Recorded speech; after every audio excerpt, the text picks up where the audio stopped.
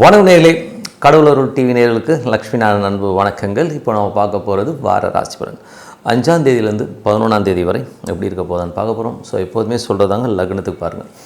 ராசிக்கு பார்ப்பதை விட லக்னத்துக்கு பார்க்க ரொம்ப பர்ஃபெக்டாக இருக்கும். உதாரணமாக ஒரு மகர லக்னம் விருச்சிக ராசினா நீங்கள் விருச்சிக ராசிக்கான பலன்களை பார்க்குறோம், மகர ராசிக்கான பலன்களை பார்க்குறோம், ரொம்ப பர்ஃபெக்டாக இருக்கும். முதல்ல வர்றது பொது பலன்கள், அதுக்கப்புறம் தசாபுக்தி பலன்கள். உங்கள் ஜாதகத்தில் என்ன தசாபுக்தி அந்தரங்கள் வருதோ அதை மிங்கிள் பண்ணி பாருங்கள், ரொம்ப பர்ஃபெக்டாக இருக்கும். வீடியோட எண்டில் டிப் ஆஃப் த வீக் இருக்குது, மறக்காமல் பாருங்கள். கடகராசி. ஸோ கடகராசிக்கு வந்து பார்த்திங்கன்னா உங்களது ராசி அதிபதி சந்திரன் வந்து பார்த்திங்கன்னா உங்களுக்கு வந்து சிறப்பான விஷயங்கள், நல்ல ஏற்றங்கள், நல்ல லாபங்கள்லாம் கொடுக்கறதுக்கான வாய்ப்புலாம் ரொம்ப நல்லா இருக்குது. அதுவும் வந்து வாரத்தின் முற்பகுதியில் வந்து நல்ல குடும்பத்திற்கு தேவையான பணம், மற்றபடி ஒரு கான்ஃபிடென்ட்டாக ஒரு சில விஷயங்கள்லாம் பண்ணுறதுக்கான வாய்ப்பும் அற்புதமாக இருக்குது. இரண்டாம் அதிபதியான சூரியன், வந்து 6ல் இருக்கிற ஒரு காலகட்டங்கள். இதில் வந்து பார்த்திங்கன்னா நல்ல ஒரு ரொட்டேஷன்ஸ், நல்ல லாபங்கள் வர்றது, குடும்பத்துக்கு தேவையான பணம் வர்றதுக்கான வாய்ப்புலாம் ரொம்ப அற்புதமாக, நல்ல ரொட்டேஷன்ஸ் வர்றதுக்கான வாய்ப்பும் அற்புதமாக இருக்குங்க. 3 மற்றும் 12ஆம் அதிபதியான புதன் வந்து 6ல் இருக்கும்போது வேலை விஷயமாக நிறைய அலைச்சல்கள், நிறைய எஃபோர்ட் போட்டு அலையிற மாதிரி சூழ்நிலையை நிறைய ஏற்படுத்தும். ஸோ அது ஒன்றும் பிரச்சனை கிடையாது. பட் இளைய சகோதர சார்ந்த விஷயங்கள், டாக்குமெண்டேஷன் சம்மந்தமான விஷயங்களில் வந்து கொஞ்சம் கேர்ஃபுல்லாக இருக்கணும். கையெழுத்து போகிறதுக்கு முன்னாடி 1-4 வாட்டி படிக்கிறது ரொம்ப நல்லது. ஏதாவது ஒரு கிளாஸில் வந்து கொஞ்சம் நமக்கு சங்கடம் வரமான சில பாயிண்ட்ஸ் இருக்கலாம், கொஞ்சம் கவனமாக பார்த்துக்குங்க. 4-11ஆம் அதிபதியான சுக்கிரன் 6ல் இருக்கும்போது நல்ல ஏற்றங்கள், ஏதாச்சும் ஒரு நிலபுலன்களோ வண்டி வாகனங்களோ லோன் போட்டு வாங்குறதுக்கான யோகங்களை கண்டிப்பாக கொடுக்கும். உங்களுக்கு 5ஆம் அதிபதியான செவ்வாய், ஸோ 5 மற்றும் 10ஆம் அதிபதியான செவ்வாய் வந்து 6ல் இருக்கும்போது தொழிலுக்கு தேவையான நல்ல ஒரு கடன் கேட்டிருந்தீங்கன்னா கடன் கிடைக்கிறதுக்கான வாய்ப்புலாம் ரொம்ப அற்புதமாக இருக்குது. குழந்தைகளுக்கு வந்து அடுத்த லெவலுக்கு மூவ் ஆகிறதுக்கான வாய்ப்புகளும் ரொம்ப அற்புதமாக இருக்குங்க. 6ஆம் அதிபதி, ஸோ இதில் வந்து பார்த்திங்கன்னா 6ஆம் அதிபதியான குரு, 6 மற்றும் 9ஆம் அதிபதியான குரு வந்து உங்களுக்கு 12ல் இருக்கும்போது வேலை விஷயங்கள் வந்து நிறைய அலைச்சல்கள், நிறைய பிரயாணங்கள், சில பேருக்கு வந்து வேறு இடத்துக்கு வந்து ஷிஃப்ட் ஆகிறது, இந்த மாதிரி விஷயங்கள்லாம் நடக்கிறதுக்கான ரொம்ப நல்லாயிருக்கு.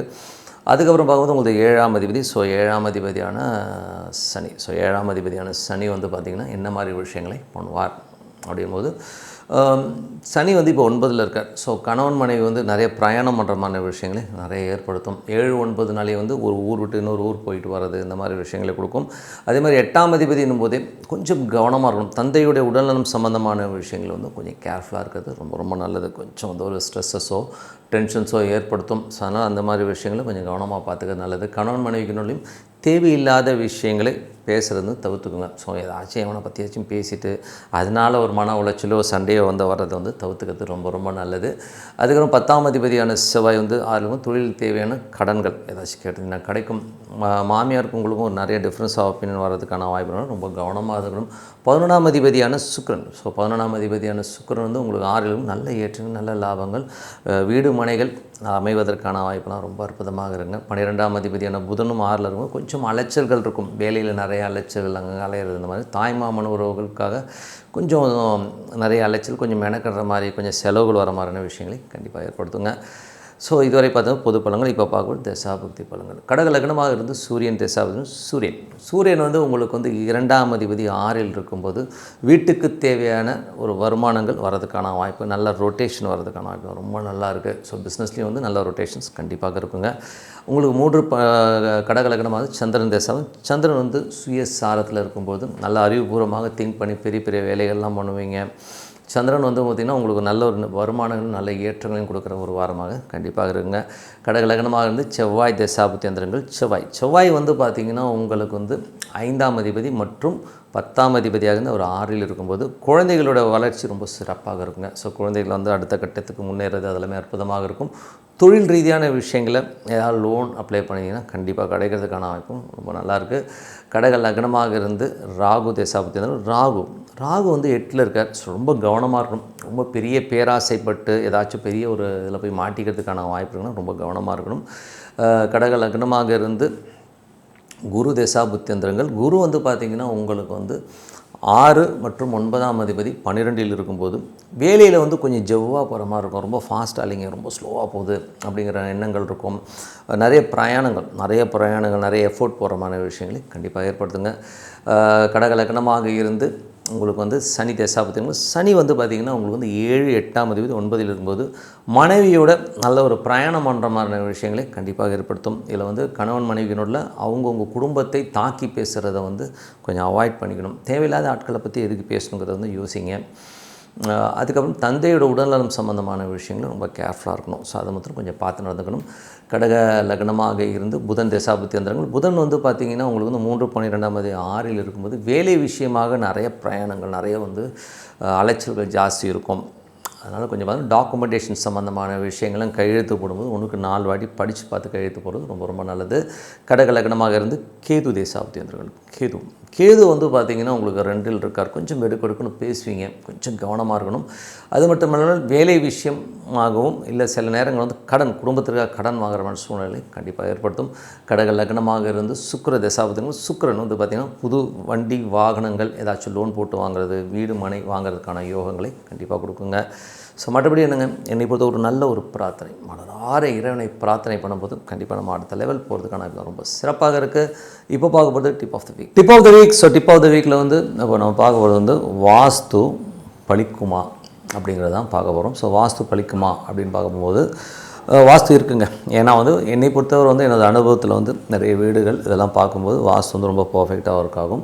ஸோ வாஸ்துனா என்ன, ரொம்ப ரொம்ப சிம்பிளான ஒரு விஷயம்தான் வாஸ்து. பட் அது வந்து இன்னும் டெப்த்தாகவும் இருக்குது சில விஷயங்கள். பட் தான் ரொம்ப சிம்பிளிஃபையாக ஒருத்தருக்கு வந்து வாஸ்துங்கிறது வந்து என்னென்னா வடக்கு பக்கம் தாழ்ந்துருக்கணும், வடக்கு கிழக்கு தாழ்ந்து, மற்றபடி வந்து தெற்கு மேற்கு வந்து கொஞ்சம் உயர்ந்திருக்கிறது தான் வந்து வாஸ்துவோடைய மேஜரான ஒரு விஷயம். அது மட்டும் இல்லாமல் ஈசானியம்ங்கிறது வந்து வடகிழக்கு பகுதி. வடகிழக்கு பகுதியில் வந்து டாய்லெட் வரக்கூடாதுங்க. ஸோ டாய்லெட் வராமல் இருக்குது. அதே மாதிரி வந்து டாய்லெட்டோட பைப்ஸ் அங்கே வந்து கிராஸ் ஆகாமல் இருக்கணும். ஸோ அதுவும் வந்து மேஜராக பார்க்கணும். அதே மாதிரி தென்மேற்குன்றது கன்னி மூலைன்னு சொல்லுவோம். சரிங்களா? ஸோ தென்மேற்கு பகுதியில் வந்து கூட பார்த்திங்கன்னா டாய்லெட் வரக்கூடாது, பைப்லைன்ஸ் எதுவும் அந்த பக்கம் வராமல் இருக்கிறது ரொம்ப ரொம்ப நல்லது. ஸோ இதுவும் ஒரு மேஜரான இஷ்யூவை க்ரியேட் பண்ணும். எது ப்ராப்ளம் வர்றது மட்டும் சொல்கிறேன். அதே மாதிரி வந்து பார்த்திங்கன்னா ஒரு பூமிக்கு மத்தியமம் சொல்லுவோம். ஸோ பூமிக்கு மத்தியமம், அதே மாதிரி பில்டிங்க்கு மத்தியமத்தில் வந்து பில்லர் வராமல் பார்த்துக்கணும். அது வந்து அது மேஜராக வந்து அந்த சென்டர் பாயிண்டில் வந்து பில்லர் வரக்கூடாது. அதான் பிரம்மஸ்தானம்னுவாங்க. ஸோ அதோடைய மையப்பகுதியில் வந்து பில்லர்ஸ் இல்லாமல் இருக்கிறது ரொம்ப ரொம்ப முக்கியங்க. ஸோ அது வந்து மேஜரான. அதே மாதிரி வாசக்கால் வந்து எப்போதுமே வடக்கு அந்த மாதிரி பகுதிகளை வடகிழக்கு பகுதியில் வைக்கிறது ரொம்ப நல்லது. ஸோ அது வந்து உச்சஸ்தானம் சொல்லுவோம். அதே மாதிரி சில பேருக்கு வந்து தெற்கு தான் வைக்க முடியும், மேற்கு தான் வைக்க முடியும் போது ஸோ அவங்க வந்து அதுக்கு தகுந்த மாதிரி ஆல்ட்ரு பண்ணி வைக்கிறது. ஏன்னா வந்து சப்போஸ் வந்து உங்களுக்கு வந்து வடகிழக்கு வைக்க முடியலை, என்னால் வந்து தெற்கு தான் வைக்கணும், தென்கிழக்கில் வைக்கிறது ரொம்ப ரொம்ப சிறப்புங்க. அதே மாதிரி வந்து பார்த்திங்கன்னா மேற்கு இருக்கவங்க வந்து வடக்கு பகுதியில் அந்த வாசலை வைக்கிறது வந்து சிறப்பான பகுதியில் கொடுக்கும். அதே மாதிரி வந்து பார்த்திங்கன்னா வாசல் எல்லோருமே வந்து இப்போ இன்றைக்கி நம்ம சிங்கிள் டோர் போடுறோங்க. சிங்கிள் டோர் போடாமல் டபுள் டோராக போடுறது தான் ரொம்ப ரொம்ப நல்லது. ஏன்னா வந்து நீங்கள் கோயில்களுக்கு போய் பார்க்கும்போதும் பார்த்திங்கன்னா இன்றைக்கும் எல்லா கோயிலும் சிங்கிள் டோர்லாம் கிடையாது, இந்த 2 டோர் தான் ரொம்ப மெயின். ஸோ அந்த 2 டோராக போடுறது தான் வந்து ரொம்ப ரொம்ப நல்லது. ஸோ இனிமேல் வந்து நீங்கள் புதுசாக வீடு கட்டுறவங்க வந்து அதை ஃபாலோ பண்ணுங்கள். அதே மாதிரி வந்து அந்த வாசக்கால் வந்து பார்த்திங்கன்னா வைக்கிற இடம் உச்சப்பகுதி வந்து நான் சொன்ன அந்த பகுதியில் வச்சிங்கனாலே ரொம்ப அற்புதமாக இருக்கும். பைப்ஸ் மேஜராக வந்து கழிவுநீர் குழாய்கள் வடகிழக்கிலையும் தென்மேற்கும் கிராஸ் ஆகாமலோ அந்த இது மாதிரி போடுவாங்க இல்லையா, ஜங்ஷன் மாதிரி போடுவாங்க, அதெல்லாம் வராமல் பார்த்துக்கிறது ரொம்ப ரொம்ப நல்லது. அதுக்கு தகுந்த மாதிரி பிளான் பண்ணிக்கோங்க. அதே மாதிரி ஒரு வீடு இன்னொரு வீட்டுக்கும் வந்து பார்த்திங்கன்னா சில பேர் ஒரு வீட்டில் இருப்பாங்க, ரொம்ப நல்லா இருப்பாங்க, அதை எக்ஸ்டெண்ட் பண்ணி கட்டுறேன் அப்படின்னும் போது அங்கே வாஸ்து குறை வந்துடும். ஸோ எக்ஸ்டென்ஷன் பண்ணி கட்டும்போது ரொம்ப உஷாராக அது 4 பேர்கிட்ட கேட்டு கட்டுறது ரொம்ப ரொம்ப நல்லது. அதே மாதிரி பக்கத்து மனை வாங்கும்போது அப்படியே ஜாயிண்ட் அடித்து கட்டுவாங்க. ஸோ அந்த மாதிரிலாம் கட்டாமல் தனியாக கட்டுறது வந்து ரொம்ப ரொம்ப நல்லதுங்க. ஸோ இந்த மாதிரி விஷயங்களை நீங்கள் ஃபாலோ பண்ணாலே போதும். ஸோ ஜென்ரலாக வந்து வடக்கு கிழக்கு பகுதிகள் இடம் நிறைய விட்டு மற்ற பகுதியில் கொஞ்சம் இடம் கம்மியாக விட்டு பண்ணுறது ரொம்ப ரொம்ப நல்லது. சில பேர் வந்து டோட்டலாகவே வந்து ஃபுல்லாக கவர் பண்ணி கட்டுவாங்க. ஸோ ஃபுல்லாக கவர் பண்ணி கட்டுறது வந்து கொஞ்சம் அவாய்ட் பண்ணிக்கோங்க. மேக்ஸிமம் வந்து வெயிட் வந்து பார்த்திங்கன்னா வடக்கு கிழக்கு பகுதிகளில் வெயிட் ரொம்ப கம்மியாகும், மற்ற பகுதிகள் வந்து வெயிட் அதிகமாக இருக்கிறது ரொம்ப ரொம்ப நல்லது. கிச்சனுங்கிறது பார்த்திங்கன்னா அக்னி மூலையில் இருக்கணும். ஸோ அக்னிங்கிறது வந்து பார்த்திங்கன்னா உங்களுக்கு வந்து தென்கிழக்கு பகுதியில் அக்னி மூலை இருக்கும். எனக்கு தென்கிழக்கில் வைக்க முடியாது அப்படிங்கிறவங்க வந்து வடமேற்கு பகுதியில் செகண்ட் ஆப்ஷனாக வந்து நீங்கள் அங்கே வச்சுக்கலாம் கிச்சனை. ஸோ இதுதான் வாஸ்து. இன்னும் டெப்த்தாக நிறைய விஷயங்கள் இருக்குது. ஸோ அது வந்து பார்த்திங்கன்னா இன்னும் அடுத்தடுத்த பகுதியில் கண்டிப்பாக சொல்லுவோம். ஸோ இதுதான் மேஜராக ஒரு பேசிக் ஆஃப் வாஸ்து. வாஸ்து. இதை வந்து உங்கள் வீட்டில் இருக்கான்ற செக் பண்ணிக்கோங்க. செக் பண்ணிவிட்டு நல்லா இருக்குன்னா கண்டிப்பாக அதே மாதிரி வர்ணங்களும் வந்து ரொம்ப அற்புதமாக வேலை செய்யும். என்னை பொறுத்தவரை வந்து எல்லோ, லைட் எல்லோ இந்த மாதிரி கலரை யூஸ் பண்ணுங்கள். பர்பிள், பிளாக்கு இந்த மாதிரி கலர்லாம் வந்து பார்டர் கொடுக்கறதுக்கு வச்சுக்கிறது ரொம்ப ரொம்ப நல்லதுங்க. ஸோ அதனால் வந்து வாஸ்துங்கிறது வந்து ரொம்ப சிம்பிளான விஷயம் கிடையாது, ரொம்ப சீரியஸான விஷயம். இதை ஃபாலோ பண்ணிங்கன்னா அற்புதமான பலன்கள்லாம் கிடைக்கும்னு சொல்லிட்டு உங்களிடம் விடைபெறுவது உங்கள் லக்ஷ்மி நாராயண். நன்றி, வணக்கம். கடவுள் அருள் டிவியை பார்த்தமைக்க நன்றிகள். மேலும் இது போன்ற தகவல்களை தெரிந்து கொள்ள கடவுள் அருள் டிவியை சப்ஸ்கிரைப் செய்யுங்கள். மறக்காமல் பெல் ஐக்கானை கிளிக் செய்யுங்கள்.